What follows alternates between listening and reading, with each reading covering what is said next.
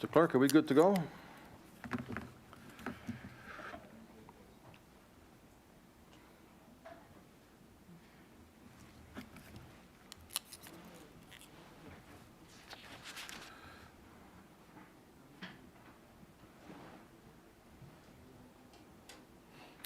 Who else is on executive?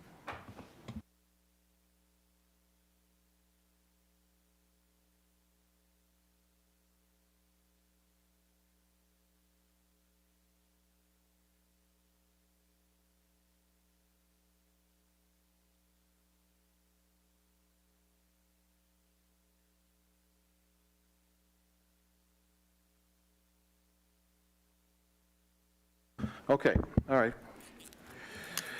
Well, if you're not feeling well, I should stay away for sure right now. Okay, I'm going to call the meeting to order. Does somebody want to consider the approval of the minutes of November the 22nd? Moved by Councillor Hendsbee, seconded by Councillor Russell. All in favor?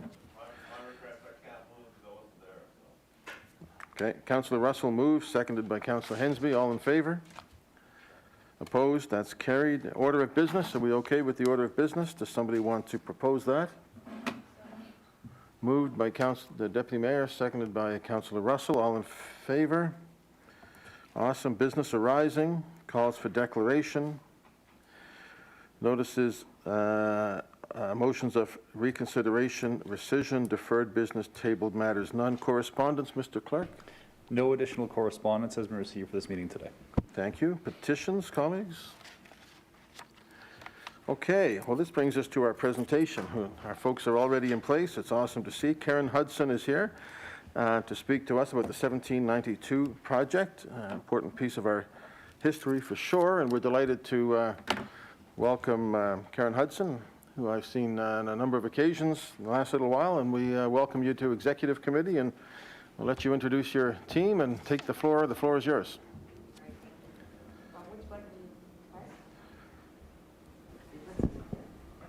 That one, there you go. That'll turn red, and then there you go.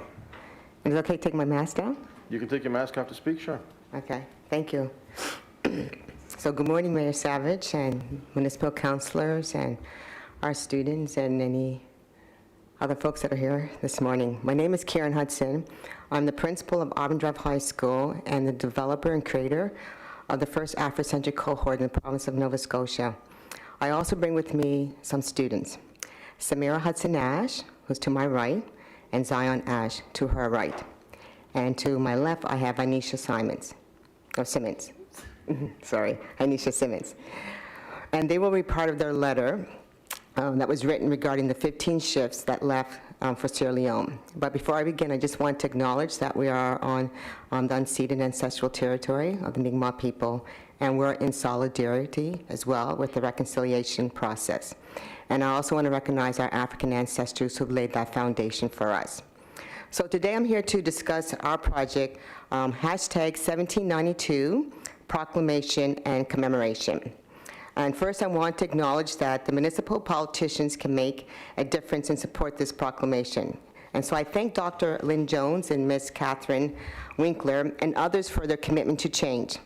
And this proclamation to commemorate the 230th anniversary of the 15 ships to Sierra Leone would align with the Council Emancipation Proclamation that was made in August 1st, 2021, where there was acknowledgement of struggle for human rights and the legacy and history of slavery in Canada, and that was during Emancipation, our first of our time which was held this year. This proclamation also aligns with the UN Decade for People of African Descent, the UN Pillars of Recognition in terms of recognizing and celebrating the important contribution of people of African descent, recognizing the unfair treatment they have endured for generations, looking also at the pillars of development and justice, which draws on the lessons learned from the past to guide us as we work towards advancing social justice, inclusion policies, addressing racism, and promoting human rights. It aligns with Count Us In document. It also aligns with the Culture Heritage Priorities Plan. And it also aligns with our community, allowing them to tell their own stories, creating their own narrative, reforming their narratives. So our students who are involved, which are here with me today, they're involved in the original Nocturne project from 3 schools. And so we hope to expand the letter campaign and continue the book of letters.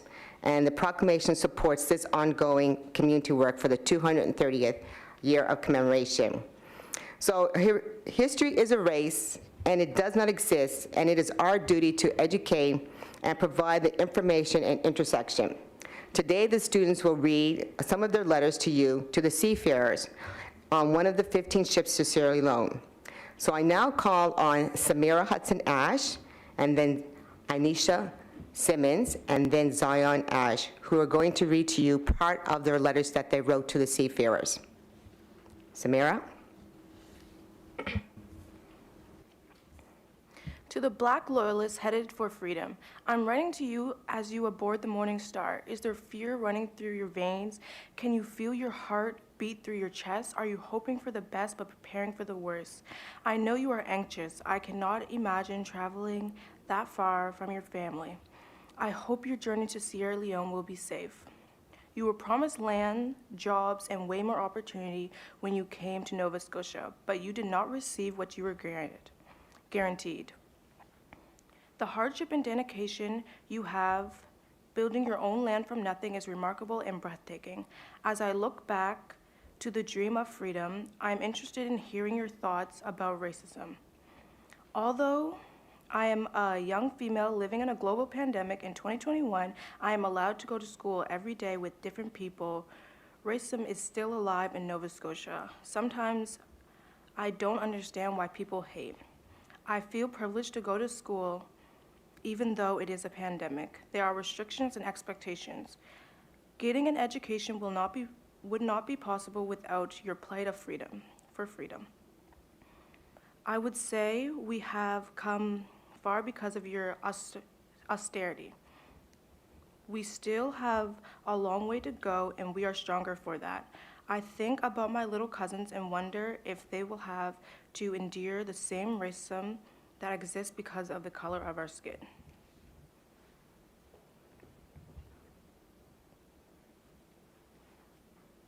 Being a young Black student is a gift, but when it comes to the time to face the real world, it's full of hate, jealousy, and we get treated unfairly.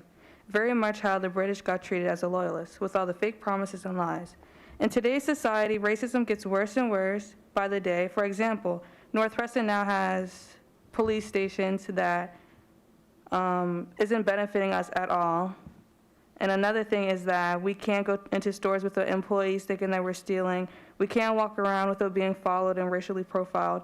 We can't drive around in nice cars and brag about the expensive things we have without people assuming that we're pimps or strippers. The government doesn't fully understand the stuff us Black people go through on a daily basis.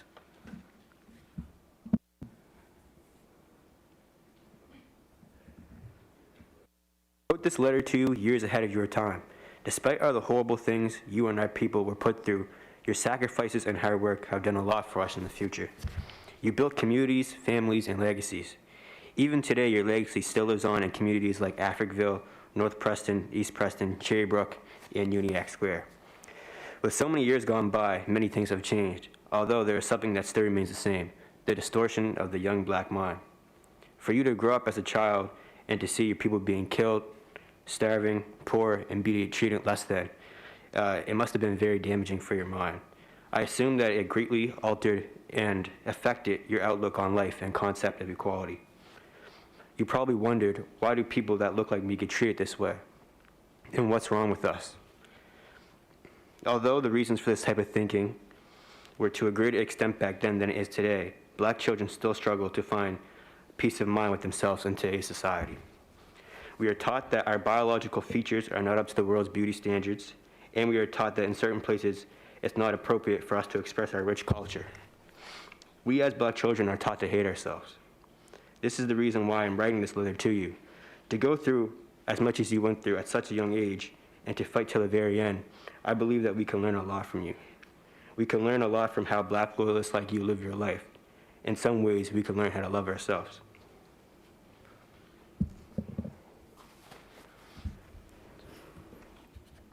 So like I said earlier, that it's up to us to ensure that we educate our students.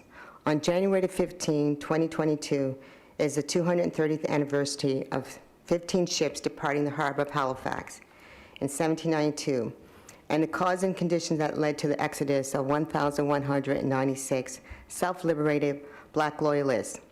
They were subject to systemic racism, housing, and they were not recognized that the promises that were made should have been fulfilled. And so we recognize that the people of African descent have been a part of our Canadian fabric of society. And since the early 1600s, and that enslavement occurred on this land for centuries, our commitment to promote the histories continue to recognize the ongoing significance of the UN decade for African descent, that we recognize that to secure housing and land was promised to these early settlers, and very few received what was owed. So my ask to you, Mayor Savage, is if you will declare January 15, 2022, and I know that it's the birthday of the late Dr. Martin Luther King, but we have something to celebrate here within Nova Scotia as well.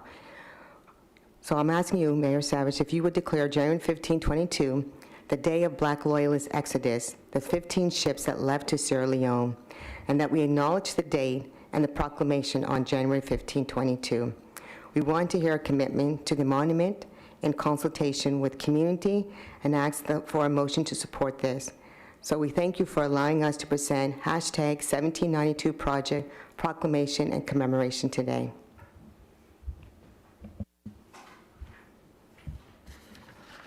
Thank you very much for the presentation, Samira, Zion, Anisha, and Ms. Hudson. It's amazing work that you've done at school and in the community, and I thank you folks for coming today. I don't know if we need a motion, but we certainly will make that declaration for January the 15th.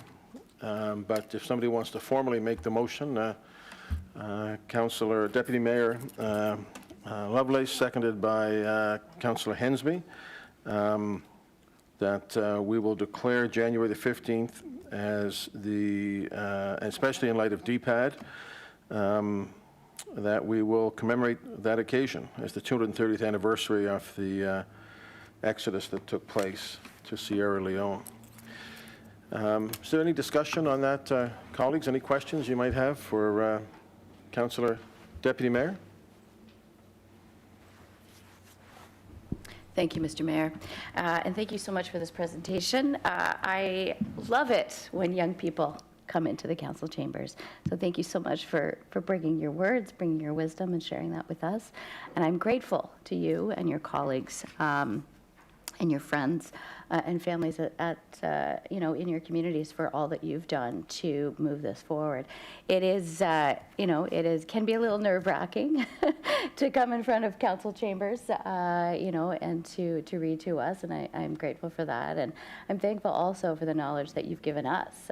I wasn't aware of the ship. I wasn't aware of this piece of our history, although I do have, in District 13, Upper Hammonds Plains, we have learned a lot about the history of Black Loyalists and the settling here in the Halifax community. And I do think it's wonderful to be able to do this on the day that we celebrate, on January 15th, that we celebrate Dr. King and all that he stands for.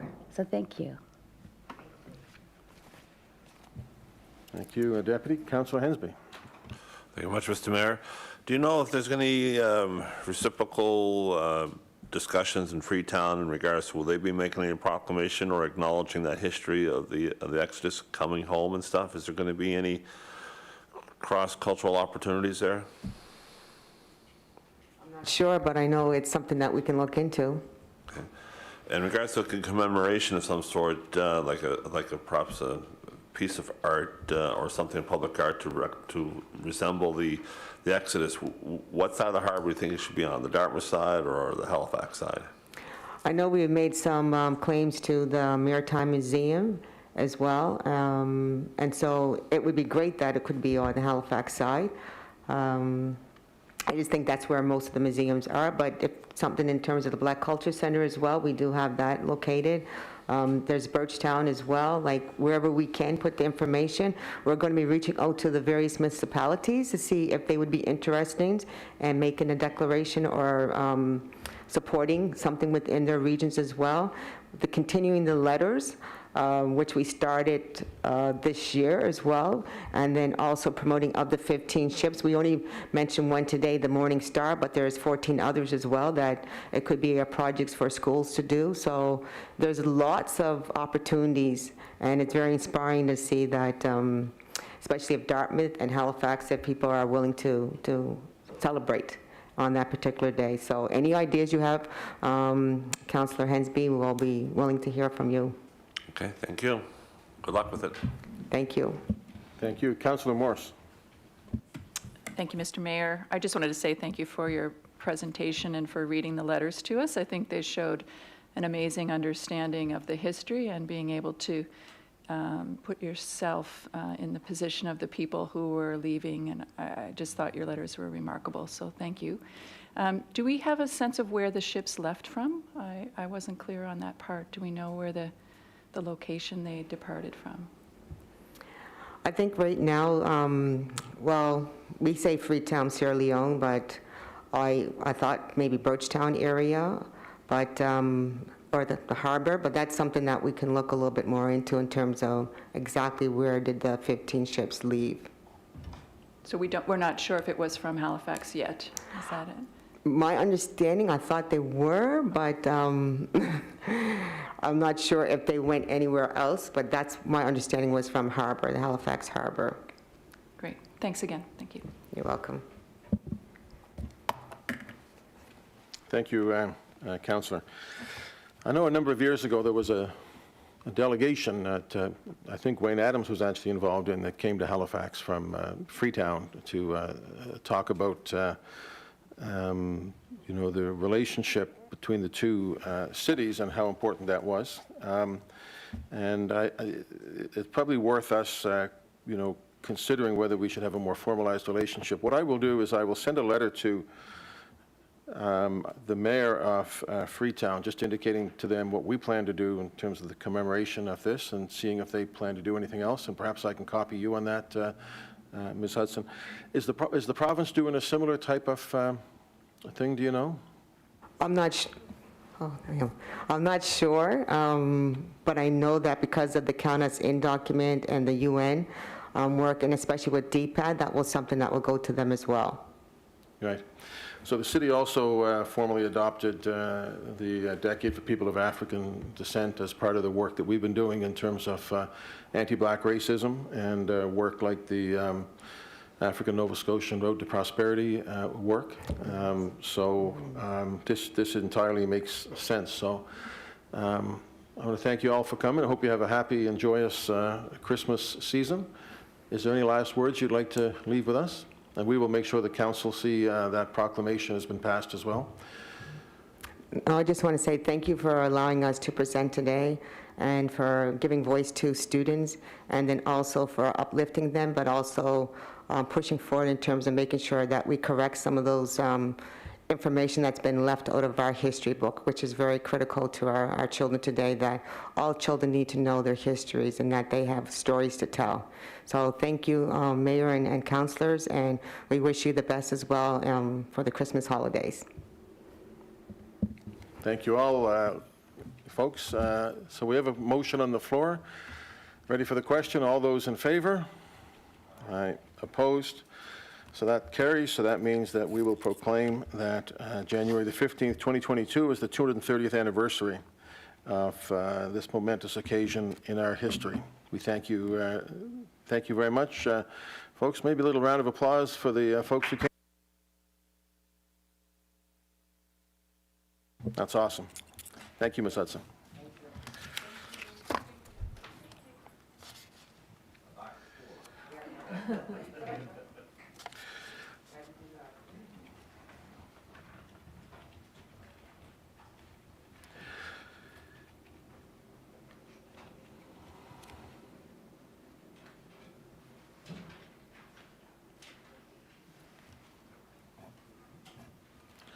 Okay, colleagues, information items brought forward, none. Reports from staff. The Executive Standing Committee 2022 schedule,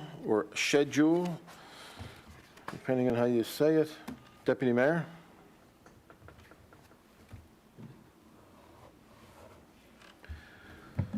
Sorry. I can move that schedule, Mr. Mayor.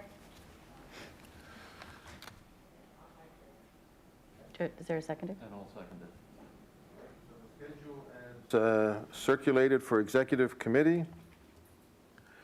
Is there any discussion on that? All those in favor? Opposed? That is carried. 12.1.2 is councillor nominations, Halifax Regional Library Board, and also for the Indigenous Community Liaison. So for the Halifax Regional Library Board, Councillor Hendsbee? I'll move that the Executive Standing Committee recommend to Halifax Regional Council, 1, to appoint Councillor Morse to the Halifax Regional Library Board for the term of November 2022, as outlined in the discussion section of this report. And to also appoint Councillor Mason to the Indigenous Community Liaison for the term November 2022, as outlined in the discussion section of this report. Seconded by the Deputy Mayor. Any discussion? Councillor Deputy Mayor? Mr. Mayor, that 20,022 is really looking out into the future. Yeah, just a bit of a typo. Yes, indeed. All right, we'll make that 2022 in both cases, Mr. Clerk. Big shoes to fill, Councillor Morse. Otherwise, it's a really significant commitment by Councillor Morse. So. All those in favor? Opposed? That is carried. We have something coming out of Women's Advisory, the review of municipal services to address housing affordability, housing insecurity, and homelessness using an intersectional gender lens. Deputy Mayor. Thank you, Mr. Mayor. I move that the Executive Standing Committee, 1, direct the Chief Administrative Officer to prepare a staff report about the use of an intersectional gender lens on housing and homelessness initiatives within the mandate of the Halifax Regional Municipality, and 2, review the recommendations emerging from the Home for Good research project attached in the December 2nd, 2021 request for Women's Advisory Committee consideration form. Councillor Morse, discussion on it? Anything, Deputy Mayor, you're good?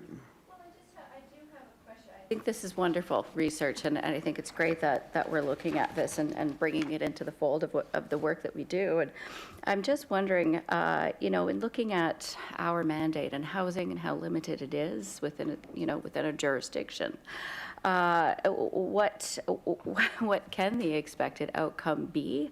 Certainly we're going to dive deep and see what ways that we can incorporate an intersectional lens, knowing though, of course, that housing is not within our purview other than from a development agreement. We can't force developers to create accessible units, for example. So just wondering if others are feeling that while this is worthy to do, whether or not we are limited within the scope of our capacity and ability and legal jurisdiction.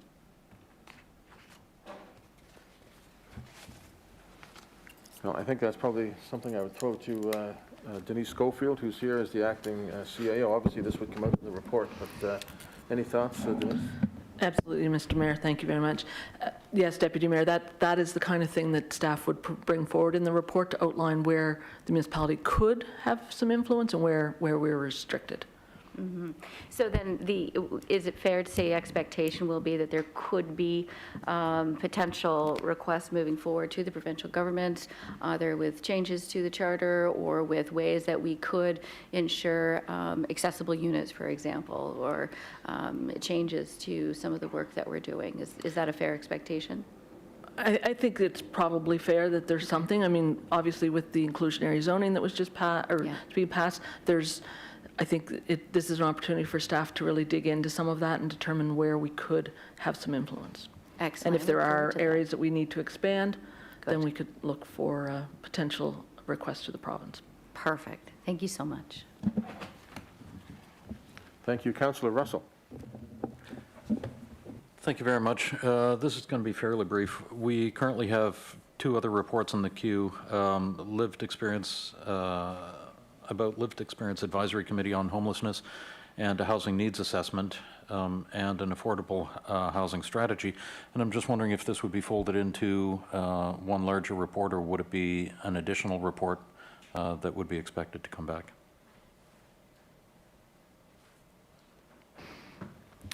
Through you, Mr. Mayor, to the council, or to the committee. Typically, it would be a separate report, but Councillor, as staff work through these reports, if it seems better that we would have one report and we would bring it forward all together, we would make that adjustment and bring just the one report. They would be listed as separate reports, but oftentimes when staff are working on reports, there's some synergies that we'd bring, makes more sense to bring them back together. Right. Okay. Thank you very much. Councillor Morse. Thank you, Mr. Mayor. Maybe Denise, you could just comment on whether the special needs of women with children would be a part of this report. I'm thinking of the fact that we're having more housing in multi-unit buildings and that sort of thing, and the needs for women and kids to have access to the outdoors for health and that sort of thing. Through you, Mr. Mayor, to the council. That's certainly absolutely something, both not just children, but family dynamics and the need for the mental health benefits of some outdoor space and whatnot. So all of those components we would expect would form aspects of this report. Fantastic. Thank you.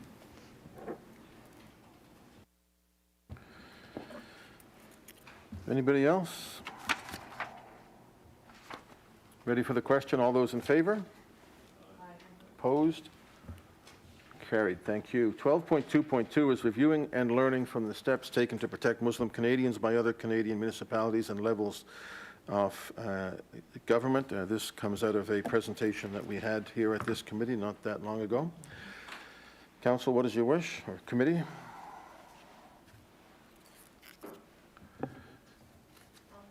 Deputy Mayor? Thank you, Mr. Mayor. I move that the Executive Standing Committee direct the Chief Administrative Officer to prepare a staff report that investigates other municipalities' work around anti-Muslim hate and racism and makes recommendations on potential actions to combat anti-Muslim hate and racism, particularly with respect to women in Halifax Regional Municipality. Second by Councillor Russell. Discussion on that? Thank you, Mr. Mayor. It was interesting to hear on CBC Radio this morning a discussion about what's happening in Quebec with regards to the school teacher. I think it was grade 3, losing her position because she wears a hijab. I do think this is timely. I think it's important that we as a municipality dig into this and not only look at what's happening across the learnings that's happening across other municipalities in Canada, but also what to avoid, how we can ensure that our policies and the work that we do, address anti-hate and anti-Muslim sentiments in our society. So thank you so much for bringing this forward. Interesting that the Premier this morning of Quebec blamed it on the school board for hiring the person. Yeah. As opposed to saying it's wrong to discriminate, they shouldn't have been hired in the first place. So that's right. kind of an unfortunate situation, to be honest with you. Ready for the question, colleagues? All those in favor? Opposed? That is carried. There are no motions. Does somebody want to move the in-camera minutes, and then we'll consider going in camera for the rest of our meeting? Moved by Councillor Russell, seconded by Councillor Morse, that the in-camera minutes be approved. All those in favor? Opposed? That is carried. I think the rest of them we probably need to go in camera on. Does somebody want to propose we go in camera? Moved by Councillor Hendsbee, seconded by Councillor Russell. All in favor? We will go in camera.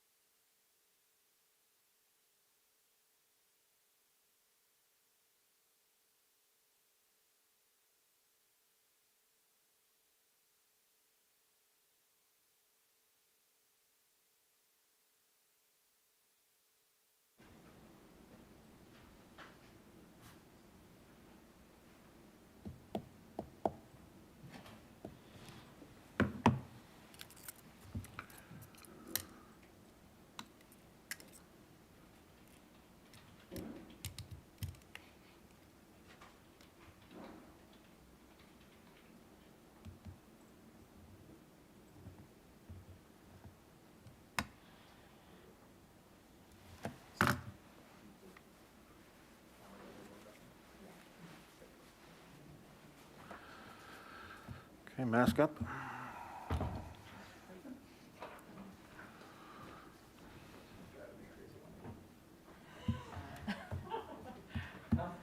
It doesn't do that at my house. I've never in my life. We're good, eh? Okay, colleagues, we are back, and we're going to ratify some of the personnel issues we discussed in camera. First of all, it's 14.2.1, Councillor Russell. Thank you very much. I move that the Executive Standing Committee, 1, adopt the recommendations as outlined in the private and confidential staff report dated November 23rd, 2021, and 2, direct that the staff report dated November 23rd, 2021 be maintained as private and confidential. Second by the Deputy Mayor. Ready for the question? All those in favor? Aye. Opposed? Carried. 14.2.2. Councillor Russell. Thank you. I move that the Executive Standing Committee, 1, adopt the recommendations as outlined in the private and confidential staff report dated November 23rd, 2021, and 2, direct that the staff report dated November 23rd, 2021 be maintained as private and confidential. Second by Councillor Hendsbee. Ready for the question? All those in favor? Aye. Aye. Opposed? That carries. 14.2.3, Deputy Mayor Lovelace. Thank you, Mr. Mayor. I move that the Executive Committee adopt the recommendations as outlined in the private and confidential staff report dated December 2nd, 2021, and 2, direct that the staff report dated December 2nd, 2021 be maintained as private and confidential. Second, Councillor Russell. Ready for the question? All those in favor? Opposed? That's carried. Thank you. We have no added items. Notices of motion. Public participation. Our next meeting will be January the 24th. And folks, that'll be 2022. So adjust your checkbooks if you write checks anymore. Anything else? We are adjourned. Happy holidays, Merry Christmas, Happy Hanukkah.